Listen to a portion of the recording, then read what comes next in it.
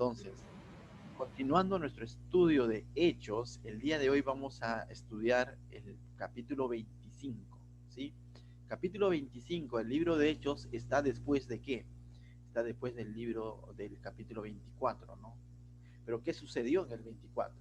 Ya vemos que desde capítulos atrás, Pablo está inmerso en una situación un poco engorrosa, está inmerso en una situación de juicio, está siendo juzgado injustamente, no porque haya hecho algo malo, sino que injustamente. Pero a la vez, a pesar de que este juicio contra Pablo está preso, está siendo injusto, quizás a lo mejor podríamos cuestionar por qué, si Pablo no hizo nada malo, qué es lo que, por qué él tiene que atravesar esto y aquello, acusaciones falsas, y ya lo hemos visto que eran acusaciones falsas.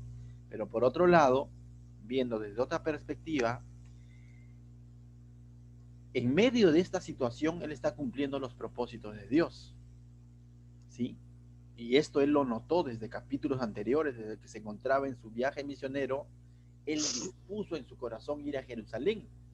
Y aunque fue advertido por el Espíritu, no en el sentido de decir no vayas, sino en el sentido de que su situación en Jerusalén y luego en Roma no iba a ser fácil, no iba a ser, sino muy por lo contrario, iba a ser momentos de tribulación, momentos de angustia. Dios le había advertido esto a través del Santo Espíritu, y Pablo dijo, pero aún así él estaba dispuesto a obedecer. ¿Por qué? Porque en medio de toda esta injusticia que estaba ocurriendo en Jerusalén, en Cesarea, y luego va a ser llevado a Roma, Pablo está dando testimonio de Cristo. Pablo está permitiendo hablar de Cristo, ya no solamente a los gentiles, como lo ha hecho en sus viajes misioneros, sino que ahora ha hablado a los mismos judíos, a los mismos fariseos, al mismo concilio, les ha hablado al pueblo, le ha hablado al tribuno, ha hablado a Félix hasta este momento, a la pareja de Félix llamada Drusila, que veíamos que era una especie de amante o tercera mujer de Félix, que era gobernador en Cesarea.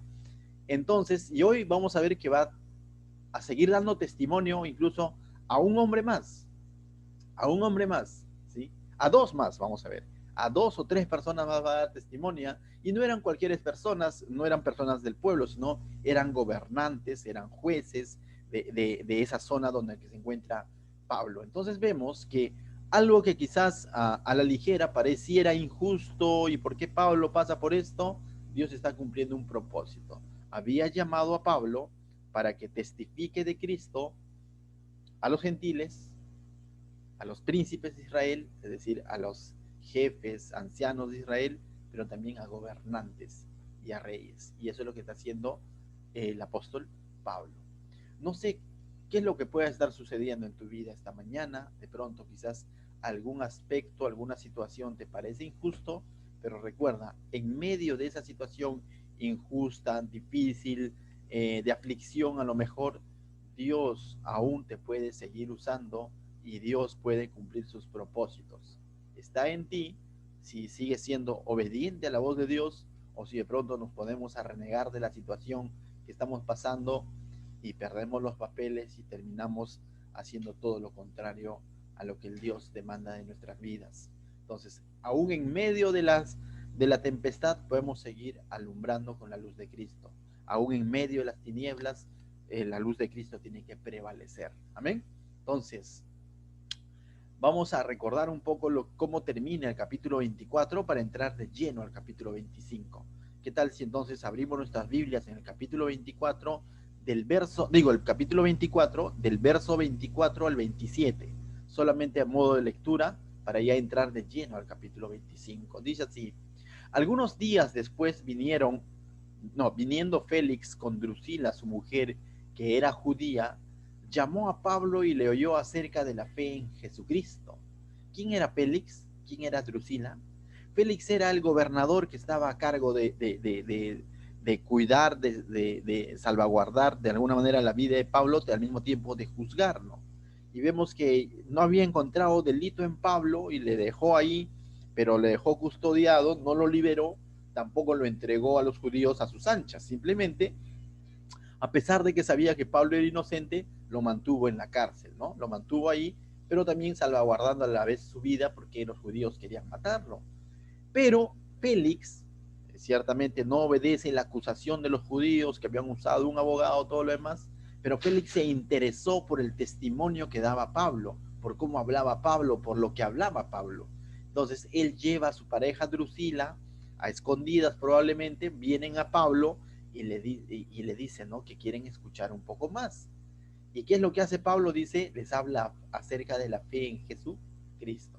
Pero al disertar Pablo acerca de la justicia, del dominio propio y del juicio venidero, Félix se espantó. Dice, finalmente cuando Félix escucha el mensaje del evangelio sobre el juicio de Dios, sobre la justicia de Dios, sobre el dominio propio, algo que hablaba directamente a la vida de Félix y Drusila. ¿Por qué?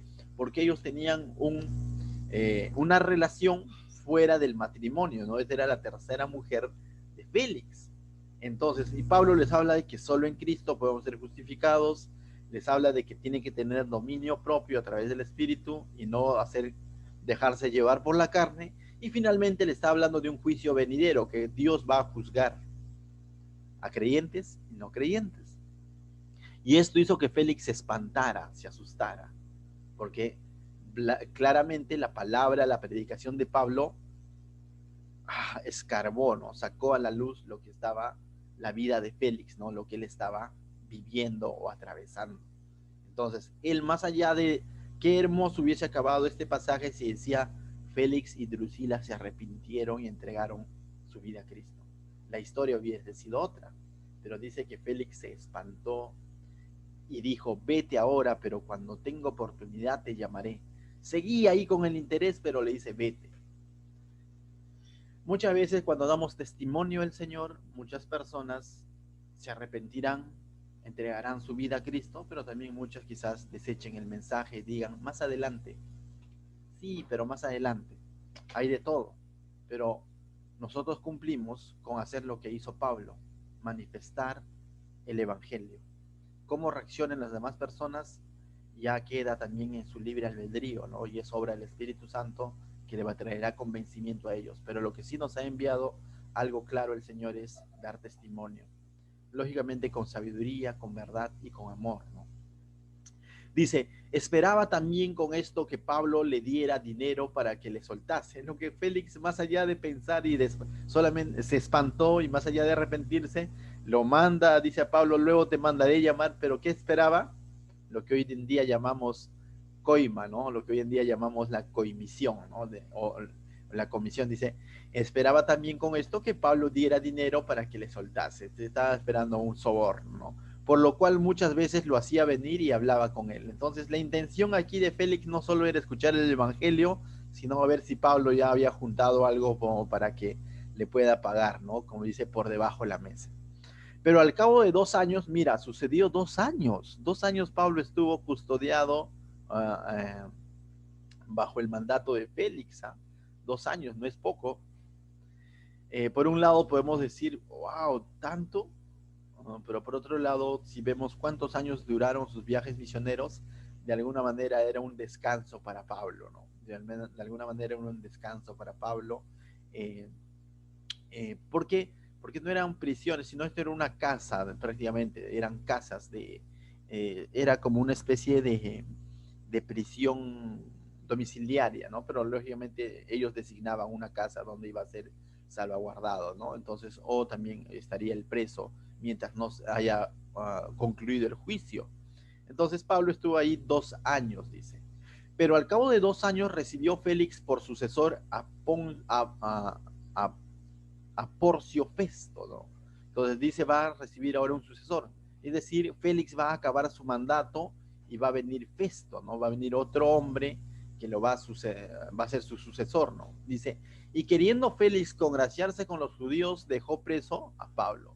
Y este Félix, qué interesante es cuando Lucas nos relata cuál es la intención por el cual Félix deja preso a Pablo, no porque le había encontrado culpable, ciertamente ya versículos más atrás, él había manifestado que no hay cargo alguno sobre Pablo, cargo de muerte o de juicio o para que esté preso, pero lo deja, ¿por qué? Porque quería congraciarse con ¿quién? Con los judíos, ¿no? La típica de aquel que está acabando su mandato o comienza un nuevo mandato, ¿no? Siempre quiere congraciarse con el pueblo, y eso es lo que hace este hombre, ¿no? Queriendo congraciarse con los judíos, deja preso ¿a quién? A Pablo, aún lo deja ahí en prisión. Y ahora sí, entramos al capítulo 25. Dice, llegado pues Festo, el nuevo gobernador, ¿no? A la provincia, subió de Cesarea a Jerusalén 3 días después, ¿ya? Y de Cesarea a Jerusalén. ¿Dónde estaba en este momento Pablo? Estaba en Cesarea. Y ahora estaba gobernando Festo. Y Festo va a ir a Jerusalén, donde estaban los judíos, ¿no? Va a hacer una visita en la región como gobernador. Dice, subió de Cesarea, donde él habitaba, juntamente donde estaba preso Pablo, y va a Jerusalén, que estaba prácticamente a unos, habíamos dicho, unos 35, 40 kilómetros, ¿no? De aquí a San Isidro, más o menos, ¿sí? Entonces dice, y los principales sacerdotes y los más influyentes judíos se presentaron ante él contra Pablo y le rogaron, pidiendo contra él como gracia que le hiciera traer a Jerusalén, preparando ellos una celada para matarle en el camino. Y es interesante, porque habían pasado 2 años y los judíos, que ya se habían regresado ciertamente a Jerusalén, en vista de que su acusación, cuando ellos fueron con su abogado a Cesarea, ante Félix, no prosperó, porque Félix no determinó la culpabilidad de Pablo, pero tampoco lo liberó, simplemente por congraciarse dejó las cosas ahí durante 2 años. Ahora el nuevo gobernador va a Jerusalén, hace una visita, y encontramos todavía a los judíos con esa intención, no solamente de seguir presentando cargos falsos contra Pablo, sino incluso ellos estaban preparando una celada. Una celada significa una emboscada. Habían pasado 2 años y no habían olvidado su objetivo de dar muerte a Pablo. ¿Te acuerdas que tiempo atrás habían preparado algo similar y el sobrino de Pablo prácticamente escuchó el plan y avisó al tribuno romano y dijo, están preparando una emboscada, no dejes que Pablo vaya ante el concilio porque lo van a matar? Y se habían determinado incluso no comer si es que antes no mataban a Pablo, y esto eran básicamente los saduceos, ¿sí? Judíos, pero judíos radicales en querer dar de baja a Pablo. Y ahora vemos que los judíos como tal siguen con esa intención, porque dice, preparándose ellos una celada para matar. ¿A causa de qué? De su religiosidad. La religiosidad es así va en aumento, va a cegar a las personas, y muchas veces se van a determinar. Como judíos ellos creían en Dios, en el Dios de la vida, en el Dios creador, pero al mismo tiempo están pensando hacer lo malo, dañar a su prójimo, a Pablo, sin razón alguna. Ya ni siquiera querían juzgarlo. No es que ellos estaban luchando por una causa justa, porque injustamente Pablo no se les ha entregado, no le han dado muerte a Pablo, qué injusto. No, ellos están luchando simplemente por matar a Pablo. Y esto es lo que está haciendo el enemigo a través de la religiosidad de estos hombres, ¿no? Y eso es lo que está buscando el enemigo prácticamente con la vida de Pablo. Porque detrás de todo esto hay una lucha espiritual, y la lucha espiritual es detener el avance del evangelio. Pablo todavía le quedaban unos años más de vida y tenía mucho por hacer. Todavía hay cartas por escribir, todavía hay epístolas por escribir, todavía hay personas ante quienes predicar. Y en el enemigo, hablando ya de Satanás, no puede cruzarse de brazos y decir, bueno, ya pasaron 2 años, ya olvidé la verdad, Pablo, que siga. No, no, no.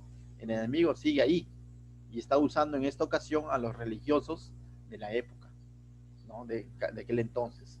Entonces hemos visto cómo la religión incluso los está convirtiendo en mentirosos y asesinos intelectuales, porque están queriendo asesinar a Pablo, ¿no? Y están mintiendo, porque mira cómo se están presentando ante Festo. Ellos están diciendo, y los principales sacerdotes, no era un poblador más, no era un delincuente, sino eran los principales sacerdotes y los más influyentes de los judíos, se presentaron ante él, ante Festo, ¿no? Contra Pablo, y le rogaron, ¿no? Le rogaron, pidiendo contra él como gracia, dice, como gracia, que les hiciera traer a Jerusalén, diciendo, Festo, por favor, pues que Pablo venga, vamos a juzgarlo acá, hay cosas que aclarar, ¿no? Pablo se lo llevaron y nunca se terminó el juicio, que venga, pero lo que no le dijeron es de que estaban preparando, ¿qué cosa? Una emboscada, una trampa detrás de todo eso. La religiosidad, el pecado se muestra con una apariencia de piedad, pero detrás de todo eso hay trampa de parte del enemigo. Y eso es lo que está sucediendo, ¿no? Y vamos a ver si este hombre Festo va a responder favorablemente a esa petición o simplemente va a identificar de que esto no es así, ¿no? De que aquí hay gato encerrado, como decimos nosotros, ¿no? Y aunque ya no va a estar el sobrino de Pablo para pasarle la voz y decirle, Festo, ten cuidado, vamos a ver que es el poder de Dios quien va a hacer de que Festo no decline a esta petición. Versos 4 y 5 dice, pero Festo respondió que Pablo estaba custodiado en Cesarea, a donde él mismo partiría en breve. Los que de vosotros puedan, dijo, desciendan conmigo, y si hay algún crimen en este hombre, acúsenle. Entonces Festo usa sabiduría, yo creo que aquí Dios obrando a través de un gentil nuevamente, para que Pablo no caiga en esta trampa o esta emboscada, porque Dios seguía teniendo propósitos con el ministerio de Pablo, ¿no? Entonces, Festo, ¿qué es lo que responde? Dice, ¿no? Bueno, yo estoy a punto de partir a Cesarea, Pablo está custodiado en Cesarea, a donde yo me voy a ir ahora, justamente desde ahí gobernaba, y le dice, no, si ustedes quieren venir, vayan conmigo, les pago el pasaje, suban a mi barco, y si hay algún crimen en este hombre, acúsenle, pues, ¿no?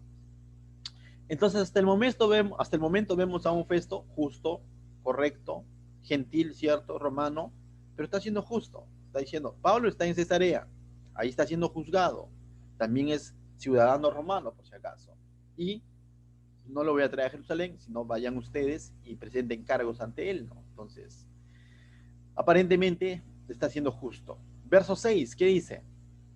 Va a reiniciar el juicio entonces Festo, porque a lo mejor estos hombres van a ir, bueno, van a ir a Cesarea, ¿no? A continuar con su labor, ¿no? Estos judíos, dice. Y dice, y deteniéndose entre ellos no más de 8 días, venido a Cesarea, luego estuvo con ellos 8 días en Jerusalén, y luego va a viajar a Cesarea. Al siguiente día se sentó en el tribunal y mandó que fuese traído Pablo, ¿correcto? Entonces manda a traer a Pablo, ¿no? Entonces, mira, Festo no sabía mucho sobre Pablo, ¿eh? Y ahora justamente va a averiguar un poco, dice. Una vez más, dice, vamos a ver entonces a Pablo ya ante un tribunal. Una vez más vamos a ver a Pablo ante un juicio de la mano de un gobernante gentil. Ahora es Festo. Primero fue el tribuno, luego fue Félix, luego fue Festo, y ahora es Festo, digo, ¿no? Y Pablo va a estar siendo acusado entonces por los líderes religiosos ante un tribunal gentil romano, ¿no? Entonces, verso 7 dice, cuando llegó, lo rodearon los judíos que habían venido a Jerusalén. ¿Te das cuenta? Los judíos, Festo hizo una invitación, ¿no? Los que quieren acusarle, vengan conmigo. Y habían ido judíos hasta, dice, desde Jerusalén. Dice, presentando contra él muchas graves acusaciones, las cuales no podían probar. Acusaciones eran las que sobraban, pero lo que faltaban era, ¿qué cosa? Pruebas.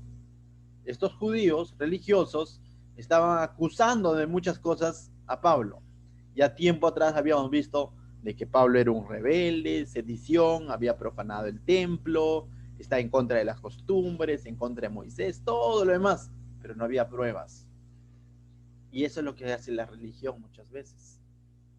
La religión o los religiosos muchas veces van a soltar acusaciones a aquellos que realmente están haciendo la voluntad de Dios.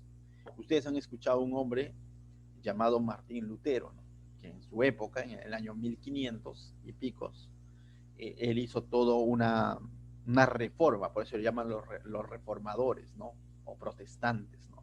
¿Qué es lo que hizo? Hizo toda una reforma en cuanto al cristianismo de aquella época, que era un cristianismo católico romano que estaba aliado con el gobierno, como hasta hoy en día continúa, ¿sí? Aliado con el gobierno, pero aparte de eso, sometían al pueblo a través de indulgencias, pagos para perdón de sus pecados, prácticas, un montón de cosas, ¿ya? Que ustedes quizás muchos ya lo conocen.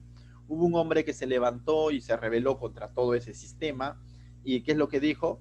Una de las cosas, grandes aportes que él hizo fue traducir la Biblia del latín al lenguaje alemán del cual, en donde él estaba, ¿no? Entonces al lenguaje del pueblo, por así decirlo. Y otras cosas más que hizo reformas donde él clavó, dice, ¿no? Ahí hizo público sobre, sobre que la salvación es por gracia, es por fe, ¿no? Y que la autoridad es la palabra de Dios y todo lo demás. Nosotros decimos, bien, Martín Lutero, ¿no? Qué valiente para su época, para rebelarse contra el sistema católico romano, que definitivamente era una religiosidad tremenda, ¿no? Pero ¿sabes qué hizo el sistema católico romano? Lo que hizo fue acusaciones falsas contra Martín Lutero. Lo acusaron de hereje, y en ningún momento él había cometido herejía. ¿Cuál era la herejía? De que Martín Lutero no estaba queriendo obedecer lo que decía el Papa. Sí, pero Martín Lutero estaba haciendo lo que dice la Biblia, sí, pero no lo que dice el Papa. Lo acusaron de muchas cosas falsas, pero al final de cuentas no lo pudieron probar. Lo mismo está sucediendo con Pablo. Lo están acusando los judíos de estar en contra de la ley de Moisés, pero no pueden probar, simplemente son acusaciones. Como hoy en día muchas veces al cristiano genuino, correcto, muchas veces lo meten en un mismo saco y lo acusan de cosas falsas, ¿no? Rebeldes, no, o sea, fanáticos. Pero si vamos al detalle, a las pruebas, si hablamos de fanatismo, ¿qué es más fanatismo? ¿Cantarle al Dios vivo o fanatismo es cargar un anda de yeso, una estatua? ¿Cuál es fanatismo? Y si analizamos a detalle, en realidad no tienen por qué decirnos fanáticos, porque lo que estamos haciendo es algo que está escrito. Perseveramos en la palabra, en la oración, en la comunión, en el partimiento del pan. Fanatismo podríamos llamarle esas personas que de pronto hacen rituales de flagelación por querer agradar a su Dios. Podríamos llamarle fanatismo. Pero no, eso no es fanatismo, eso es tradición.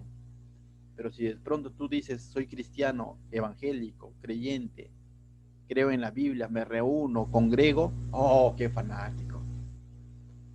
Pero sí está bien ser fanático de un partido de fútbol, no tiene nada de malo.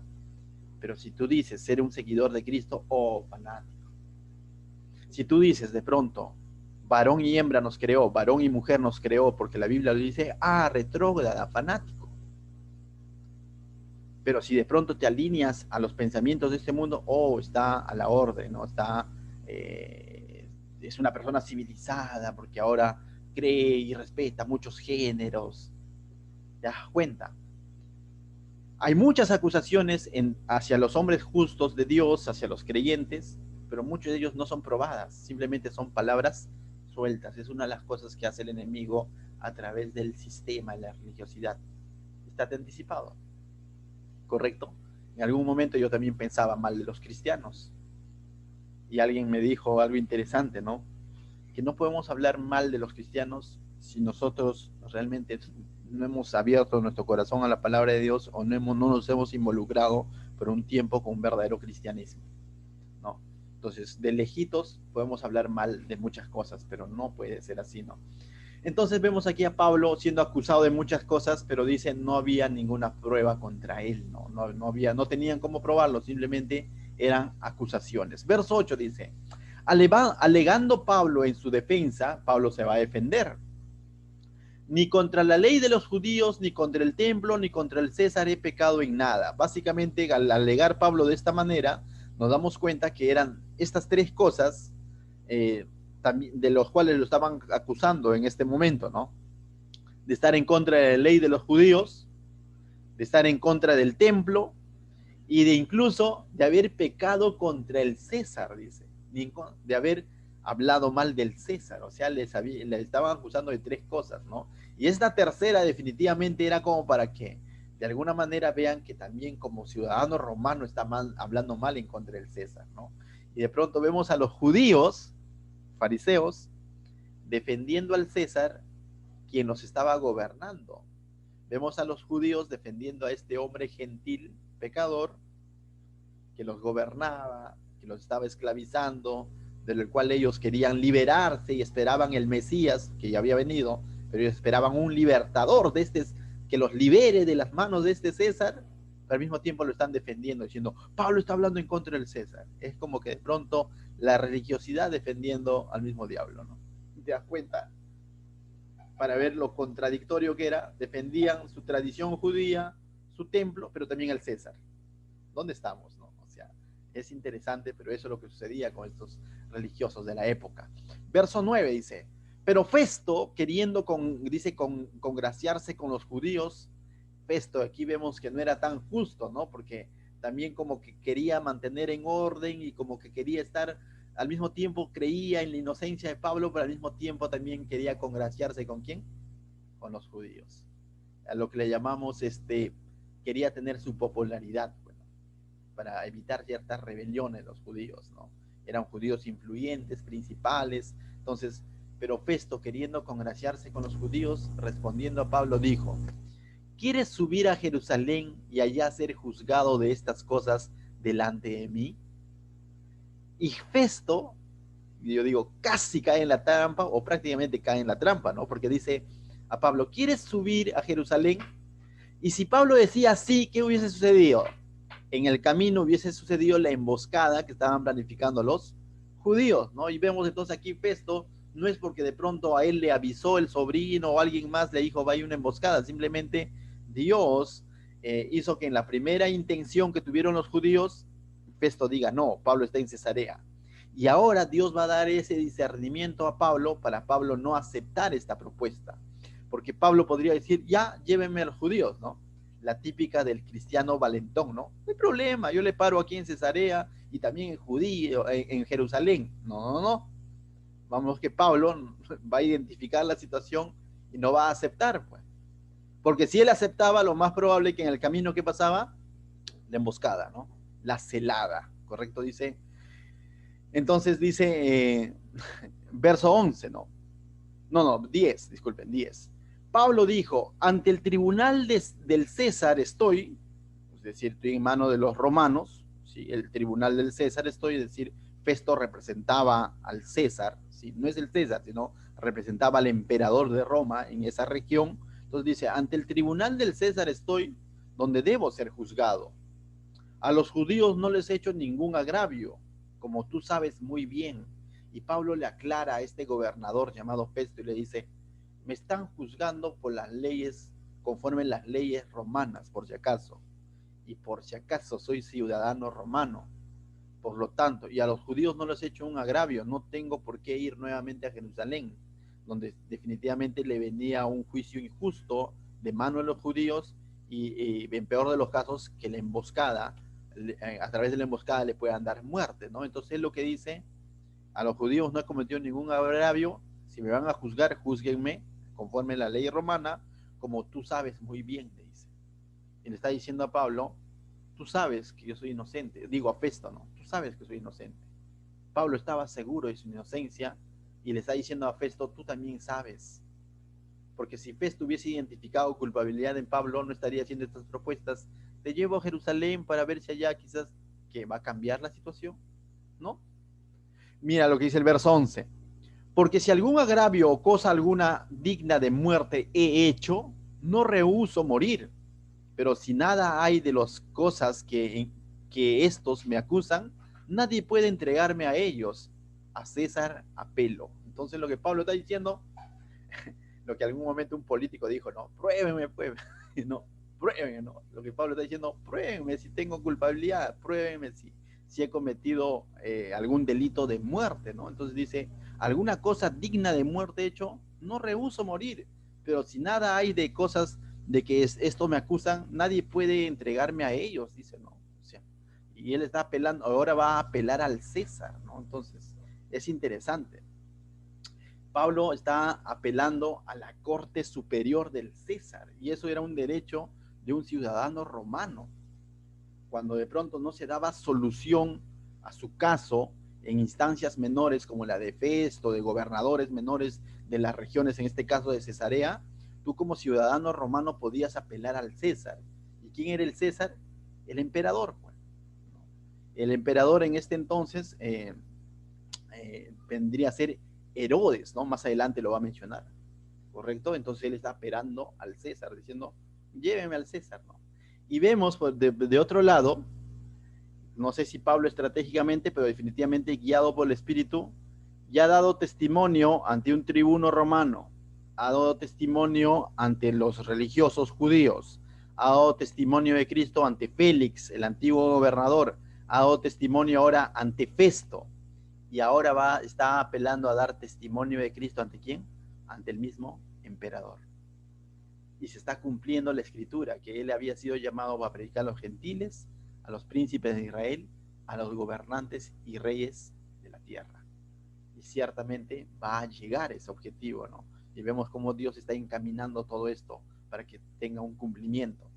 Verso 12 dice, entonces Festo, habiendo hablado con el consejo, respondió, a César ha apelado, a César irás. A César has apelado, al César irás. Entonces Festo se determina a enviarlo ante quién, ante el emperador. ¿No? Entonces ahora Pablo va a estar ante el emperador. Algunos dirían, qué miedo, porque la palabra del emperador es ley, por si acaso. Si el emperador por ahí está chueco y dice, mátenlo, lo matan. Y no hay leyes que cuestionen. Según aquel entonces la ley romana, si el emperador decía, mátenlo, lo mataba. El emperador decía, maten a todos los bebés, ya se acuerdan de eso, en los tiempos de Jesús, todos los bebés menores de 1 año, y se daba la matanza de los bebés. Nadie cuestionaba diciendo mis derechos, nada, porque el César era considerado como una deidad romana. Entonces lo que decía el César, la voz del César es la voz de Dios. Entonces, para aquel entonces, ¿no? Para el contexto romano. Y Pablo está diciendo, quiero ir ante el César. ¿Te das cuenta? Entonces dice, Festo va a tener que hacer todo un expediente, porque no puede enviar a Pablo por enviar, ¿no? Diciendo, César, ahí te mando a un hombre llamado Pablo, no sé qué pasa con él. No, César, si Festo como gobernador lo enviaba a Pablo al César, tenía que mandar todo un sustento y la petición que estaba haciendo Pablo. Entonces se comienza a tipear todo el expediente, pero para eso necesita investigar un poco más. Y mira lo que hace Festo. Pasado algunos días, el rey Agripa y Berenice, o Berenice, vinieron a Cesarea para saludar a Festo. Como Festo era un nuevo gobernador, vino uno de los reyes, ¿ya? En este caso dice es Agripa y Berenice, ¿no? Vinieron, dice, a Cesarea a visitar a Festo, ¿no? A decirle, es Festo, tu saludo, ¿no? Por ser el nuevo gobernador, ¿no? Entonces, dice, y como estuvieron allí muchos días, Festo expuso al rey la causa de Pablo. Entonces, Festo, cuando dice el rey, era el rey de una región, ¿ya? Para aquel entonces, Roma estaba dividido básicamente en 4 regiones. Entonces, el rey Agripa estaba a cargo de una región, ¿sí? De una 1/4 parte. Entonces, no es el César como tal, ¿sí? Entonces, Festo, que es el gobernador de Cesarea, está diciendo al rey Agripa, ¿no? Le dice, Festo expuso al rey la causa de Pablo. Entonces, Festo le cuenta al rey, ¿no? Le dice, mira, rey, está pasando esto, ¿no? Hay un hombre llamado Pablo, a quien los judíos lo han traído antiguamente ante Félix, se lo están acusando de tal cosa, pero este hombre yo no le encuentro delito de muerte, ¿no? Y además allá de este hombre comienza a hablar de un tal Jesucristo, va a decir incluso, ¿no? Festo muestra su ignorancia de Cristo porque no conoce, ¿no? Pero le cuenta al hombre, ¿no? Dice, mira, y todavía dice, un hombre ha sido dejado preso por Félix, ¿no? Y lo que él no podía comprender, cómo lo ha tenido preso 2 años si no le encontraban culpabilidad, porque si hubiese encontrado culpabilidad, lo hubiese devuelto a los judíos para que lo ejecuten, pues, ¿no? Pero ¿qué hacía ahí en la cárcel? Entonces, él no entiende toda esta situación, entonces le cuenta esto a Herodes Agripa, ¿no? ¿Quién es este Agripa? Es Herodes Agripa, ¿ya? Él,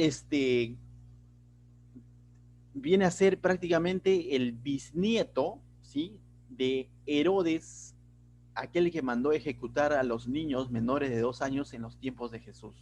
¿Se acuerdan de un Herodes? Los que han estudiado los evangelios, hay un Herodes en los tiempos de Jesús, cuando Jesús nació, en el cual vienen los reyes magos y todo lo demás, ¿no? Entonces, o los magos nada más vienen y él después de eso, cuando ya no vuelven con la información, manda a ejecutar a todos los niños menores de 2 años, ¿sí? Su bisnieto es Agripa segundo, ¿sí? Él es su bisnieto, entonces ya sabemos un poco el antecedente de la familia, ¿no? Entonces, ante él le cuenta esto Pablo, ¿no? Entonces, ¿y quién era Berenice? Berenice era hermana de Agripa. Oye, ¿qué? Sí, era su hermana y tenía una relación con su hermana. A esto se le conoce como, era una relación incestuosa, ¿sí? Entonces, ya te imaginas la calidad de persona, ¿no? Pero bueno, gentil, romano, era permitido. Juan en algún momento lo degollaron por cuestionar una situación así también. Entonces, pero aquí vemos que este era, ¿no? Y a él le está contando Festo la situación, ¿no? Pero al mismo tiempo, este Agripa era un experto, dice, en costumbres judías y en asuntos religiosos, porque tenía mucho conocimiento en cuanto a los judíos, ¿correcto?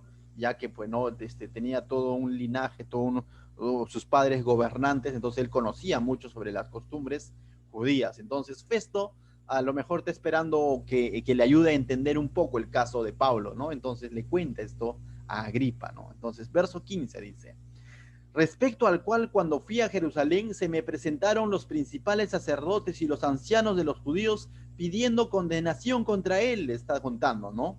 A esto respondí que no es costumbre los romanos entregar a alguno a muerte antes de que el acusado tenga delante a sus acusadores y pueda defenderse de la acusación, dice. Dice luego, dice, así que habiendo venido ellos juntos acá, sin ninguna dilación, dice, al día siguiente, sentado en el tribunal, mandé traer al hombre. Está narrando todo lo que ha ocurrido. Y estando presentes los acusadores, ningún cargo presentaron de los que yo sospechaba. ¿Te das cuenta?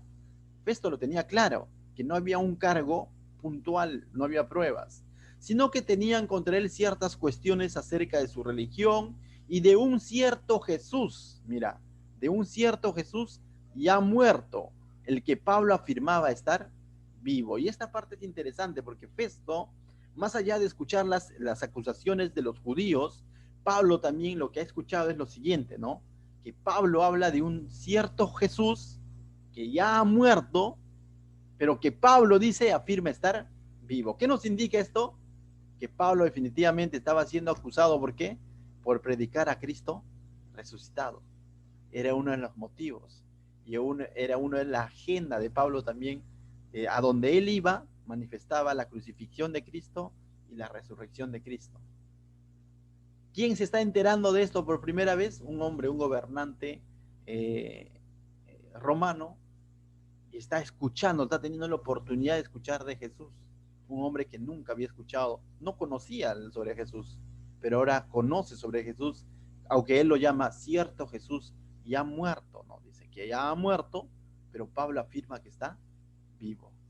Entonces vemos a Pablo dando testimonio de Cristo. Te das cuenta que, aunque para Pablo era duro esta situación, estar siendo juzgado injustamente, estar preso por 2 años, pero se estaba cumpliendo un propósito, está testificando de Cristo.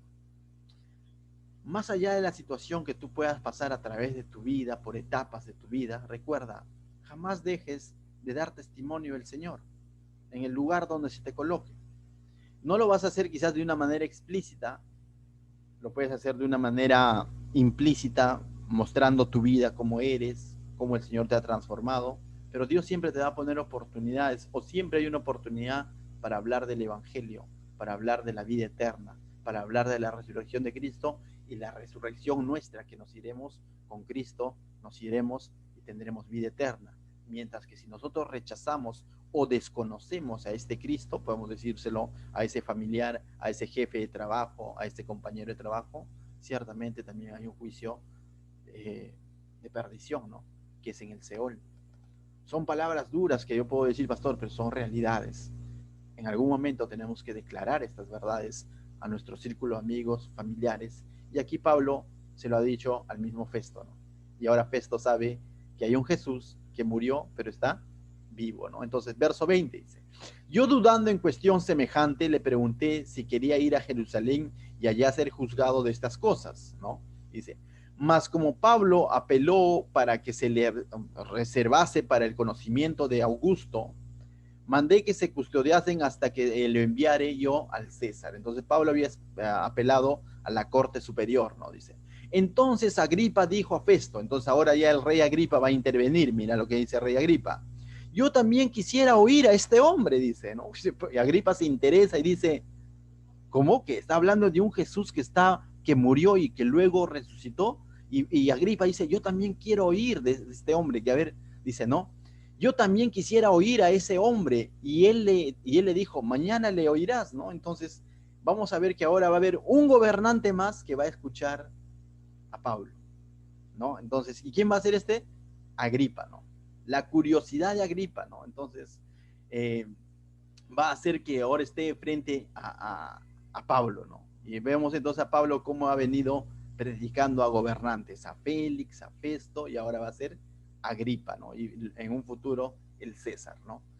Verso 23 dice, al otro día vinieron Agripa y Berenice con mucha pompa, ¿no? Ya te imaginas cómo andaba este rey, ¿no? Dice, con mucha pompa, ¿no? Dice, y entrando en la audiencia con los tribunos y principales hombres de la ciudad, no solamente está Agripa, sino quienes estaban, la audiencia, los tribunos, jueces y principales hombres de la ciudad de Cesarea, ¿no?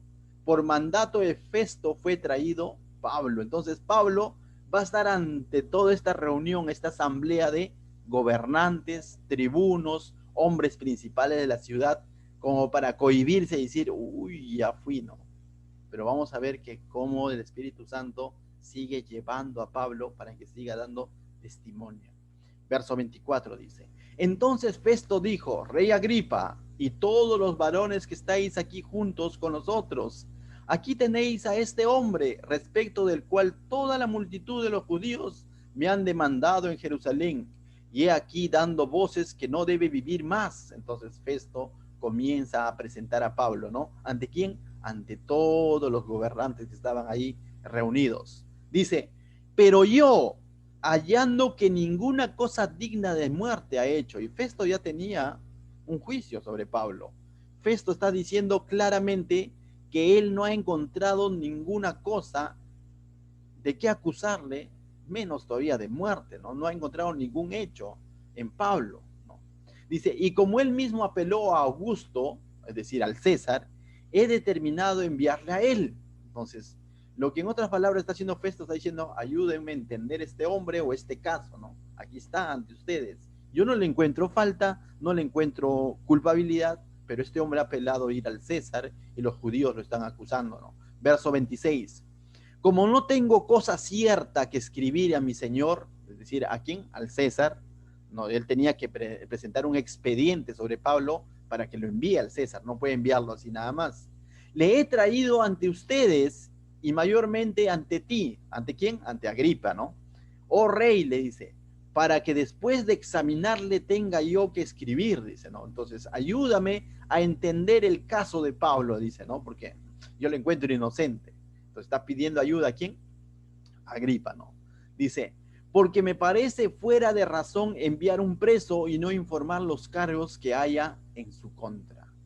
Entonces, definitivamente, la inocencia de Pablo era tal que Festo no podía describir ni informar nada, ningún cargo en contra de Pablo. Y lo que Lucas, el autor de este libro de Hechos, nos está dejando claro, que Pablo está siendo juzgado injustamente, que todo aquello que se le acusaba a Pablo no había pruebas. Entonces, algo queda claro en este capítulo, la inocencia de Pablo. Pero a pesar de, además de quedarnos claro la inocencia de Pablo, también nos queda claro que Dios permitió que Pablo pasara por este tipo de situaciones con un propósito. ¿Por qué? Porque está dando testimonio ante gobernantes y ante gobernantes gentiles, ante gobernantes romanos, Festo, Agripa, los tribunos, los hombres principales de la ciudad, y está pronto a ser enviado al César. Entonces, nuevamente podemos concluir de este capítulo que si tú crees que la situación que estás atravesando, injusta, dificultades, tribulaciones, angustias, pero tú estás seguro que estás haciendo las cosas bien con el Señor, pero aún así vienen ciertas dificultades, es una muy buena oportunidad para seguir dando testimonio de Cristo. No sé cuál puede ser tu caso. Qué injusto. pero es una muy buena oportunidad, porque esa injusticia, esa tribulación, esa situación difícil te expone ante otras personas en las que tú puedes dar testimonio de Cristo. Mi trabajo me están, como dice, ¿no? En mi trabajo están siendo injustos con mis horarios de trabajo, o mi jefe. Es una muy buena oportunidad para dar testimonio de Cristo. A lo mejor si todo fuera y era, como se dice, estuviera bien en tu trabajo, ni por ahí tendría la necesidad de mostrar tu testimonio. Dice, me llevo bien con mi jefe, pero muestra tu testimonio ante ese jefe injusto. Muestra tu testimonio ante esas personas que hablan mal de ti, ante esas personas que te acusan. Muestra tu testimonio ante ellos. Es un reto mayor. Mostrar el amor de Cristo ante aquellas personas con quienes me llevo bien. Chévere. Eso es en los viajes misioneros, donde te van a recibir como a Pablo, ¿no? Lo recibían, todo bien, porque está trayendo las buenas nuevas. Pero da testimonio de Cristo en situaciones difíciles como la que está Pablo. Pastor, estoy preocupado y parece que voy a renunciar a ese trabajo porque me están haciendo injusticia. Quizás termines renunciando, pero antes de ello da testimonio de Cristo. Ya no soporto a mi familia, me voy a ir de mi casa.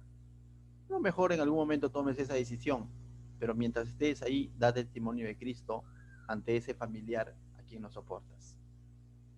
Dios, aún en medio de ello, sigue teniendo un propósito. Y el propósito es de que tú muestres a Cristo, tal como Pablo lo ha hecho. No vemos ninguna queja hasta este momento de parte de Pablo diciendo, qué injusto. No vemos ninguna queja de parte de Pablo diciendo, Dios, ya pues.